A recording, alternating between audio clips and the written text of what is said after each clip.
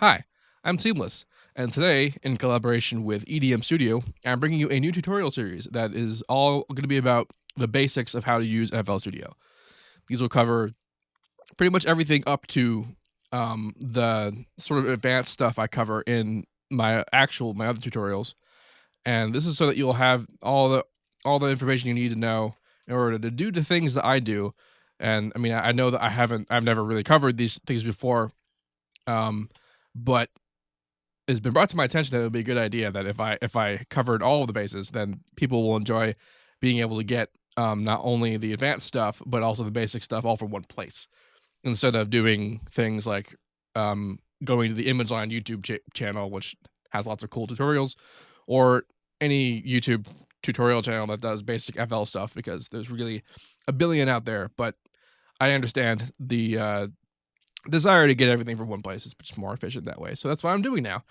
And this particular one is going to be a kind of overview look at the interface of FL Studio, like how to go from absolutely nothing to having a track, or at least having audio output. Not necessarily a totally awesome track, but and then after that, after this video, I'm gonna talk about all of like the specific environments in FL Studio and all their functions and wonderful things, so that you can build more proficiency with FL Studio, which is good.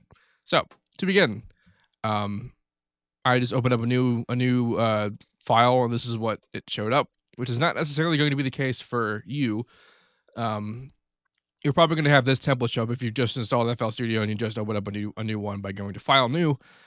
This is probably something you'll probably get the same template. There are a bunch of different templates. If you go to New from Template, there's all kinds of cool stuff. But this particular one gives you 4 basic drum samples, and in the master channel puts in a limiter, which turns up everything and compresses stuff to be louder, because that's what everyone ever wanted in production ever. I usually disable all this to begin with, and I tend not to use any of these samples. But there's also a way to set, I could actually have it be actually an empty one instead of having this template. But I'm lazy, so I don't do that. So I always have these things to start. So before we talk about any of this, I want to bring your attention to these 5 buttons. This one over here is the mixer. This one is the browser window, which is this thing, which you don't really need to or want to turn off. I think I did once for a video so that I could have the whole playlist show up, but by and large, you kind of want that to stay there. This is the piano roll button. This is the sequencer button, which is this thing. That's the sequencer. And this is the playlist. This window is the plugin editor window for the limiter. It's on the master, and this is the channel settings window for these guys here. So now we have nothing. What do we do? Well, the way that FL Studio is designed is that it's pattern based. So in a pattern, you can have pretty much anything. And then, so let's say I have here pattern 1. You can see here, you can choose which pattern by going up here. You can also drop down this, and there's only one actual pattern that's there with something that to be done with, and that's a pattern. But if I made another pattern like so, you go here and you can see that now they're both in there. You can also rename them and color them and do all kinds of neat stuff, but that's not necessarily what we want to talk about today. So as you see here, this is a sequencer interface, which is these are 16th notes, and this is a whole bar of 4 beats. By default, that's what FL runs on, is a bar of 4 beats. You can make it be one beat, 2 beat, 3 beat, all the way to 64 beats to make it 4 bars, but the default is a 4 beat bar. So let's make a 4 beat kick pattern. Nice. And then if we go channel 2, let's make a snare pattern. How do we get these together? Well, you could have just made it in one pattern, just fine. And I also find it interesting that if I double click this, it opens up the playlist. That's not something I've ever noticed before, but that's okay. So yeah, but you can have as much of whatever you can see in the sequencer in one pattern. That's kind of what FL is fun for, is that you can technically put an entire song in one pattern. It's just not necessarily a good workflow for everyone, but you can do that if you ever wanted to. So let's go to the playlist now. And here's a part where people who are new to FL generally start to freak out if they've ever used any other DAW ever. Is that I have here pattern 1, which is a kick pattern. And now you'd think that if I select pattern 2 now, I would put it in track 2, and that's how things would work, except that I could just put anything literally anywhere. And this drives people nuts. And I understand the reason why it would freak you out, because you're just like, why are there tracks? Why are they numbered? What's the point of that? And there are reasons, and I will talk about them in the playlist specific tutorial video, which will probably be one that shortly coming up after this video. There are plenty of reasons, and you can even make this work the way that you want it, where a thing is only going to be in a track, and that's all it's ever going to be. So, or not. Your workflow is probably supported by FL, providing you know how to actually make it do what you want to do, which is why I'm here now to tell you how you can do these things. Okay, so. And this is technically enough to be a song. Like you could render it by going up to this button here, render as audio file, and then you save it as a thing. Sure. And then you have your window here being like, what are your options? And by default, it'll render as a WAV file. You have the various WAV file options. I'll say right now, if you render a 32-bit WAV file, nobody on a Mac will ever be able to play it. Just letting you know. This is the maximum resample like depth quality level, which I haven't set to because I have a ridiculous computer, but it's probably not necessary for you or really for me, but I do anyway. 6 point is usually enough. You can select MP3, and then you have your bitrate 320 versus 128, that kind of stuff. The 450 is specifically for OGGs. If you select that and render an MP3, it'll render it as a 320. Just let you know. And the default options for all these are fine. And you render it, and then it'll make an audio file, and that's the end of it. So that's more or less how FL works. You make a pattern, you arrange it in the playlist, and that's your song. Now, the more specific things, like how do you put on effects? How do you do that kind of stuff? It has to do with channels and mixer routing. So what's a channel? In FL lingo, a channel is these guys. You're thinking, oh, that's a sample. Well, these channels have samples in them, is to say. These are sampler channels. However, the channel is also where you get your plugins like Massive or Absinthe or something, or FM8 or Harmor, if you're me, because I like Harmor. And then now it's in there. And by default, these preloaded samples are already mapped to individual mixer inserts in the mixer, but new channels will not be. So this one is by default mapped to the master. And so a pretty like newbie mistake you can make is not routing anything to any mixer inserts, and then you have everything going to the master, and then you wonder why the mix is bad.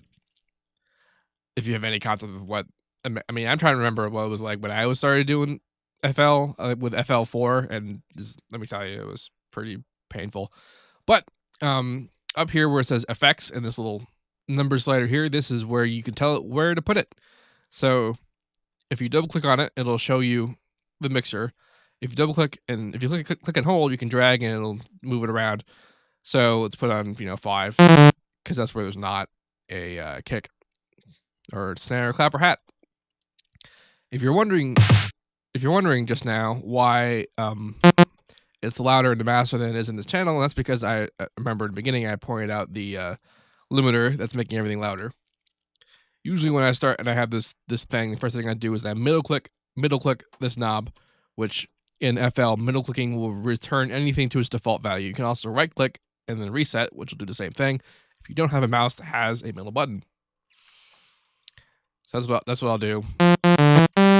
And now this is just helpful for if I haven't made my mastering chain yet, because if it clips, it won't actually clip. It'll be compressed for a second, and it helps aurally to have a handle on what you're doing.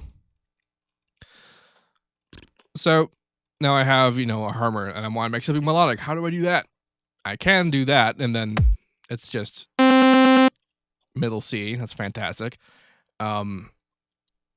You also may have noticed that if I select song here, it'll play what's in the playlist. If I hit pattern, it'll play what's in the pattern. That's an important distinction to note. You can also just hit play here, and it'll play the pattern no matter where you are in the playlist or song. And this also will play the song. You also are probably wondering if you're trying to open up FL and you're not seeing it like this, why this window is maximized. And that's because I have maximized it. And it's not like that by default. So you can double click on the little the bar up here, or if there's stuff in the way, you can click on this here to maximize it. So I prefer to have it maximized. I just like it like that. So that's what I do. So yeah, but you did see the piano roll. And I could put notes down. That's cool. But to get there, if you right click a channel, you can have this piano roll option. And you see that the piano roll actually is already selected now. And if I click on it again, it actually closed it because it was still open behind the playlist window. It was actually open and then playlist. So that's what these buttons are useful for. So if you want to see like the piano roll, you click the button, that there it is. There are also hotkeys. If you mouse over them, you see over here in the information window a whole bunch of information, pretty much on everything. And then it'll also show you if there is a hotkey. Words. I remember them because I use them. But my favorite method of getting to a piano roll is right-clicking it and hitting the piano roll until it opens.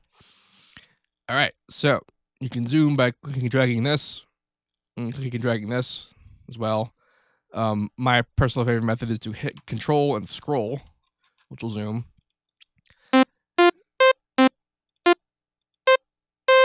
And now you can put down melodic content. If you go back to the playlist, by default, the brush will have loaded the pattern that you're on. But if you want to play something else, you can select, if you click on something else, it'll have that be loaded in the brush as well. So that's why that's helpful. And again, everything everywhere kind of deal. So I'm going to make pattern 3, click on it, and then die.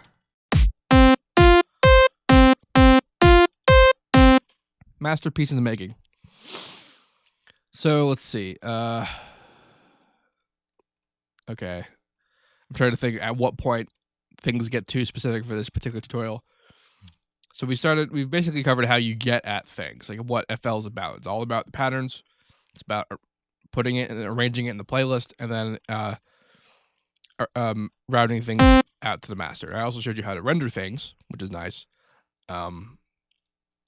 This is pretty. I think this is pretty good for like the crash course on how FL works. This was more than I was given when I started using FL. In high school, I went to an electronic music production class, and the teacher gave me an option of using Reason 2 or FL3. FL4 was out, but they hadn't upgraded yet.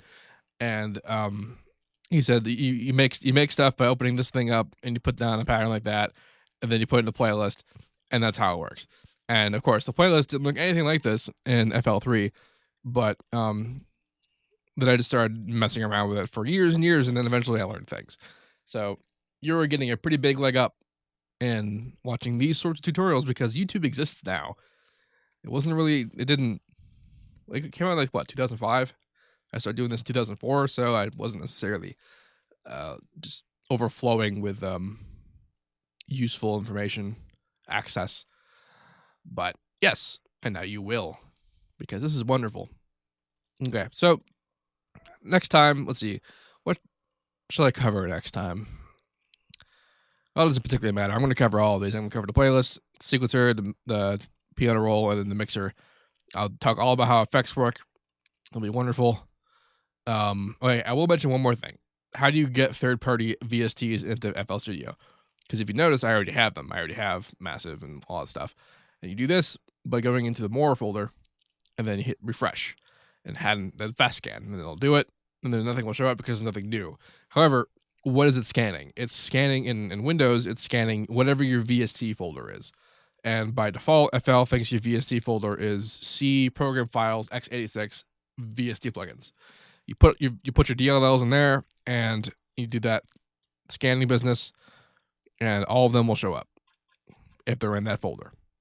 And then you click it, so there's a little F for selected. See, I have a whole bunch that aren't even selected because those are effects, and they're different. See over here, Most of them are selected. And then they'll show up in the list.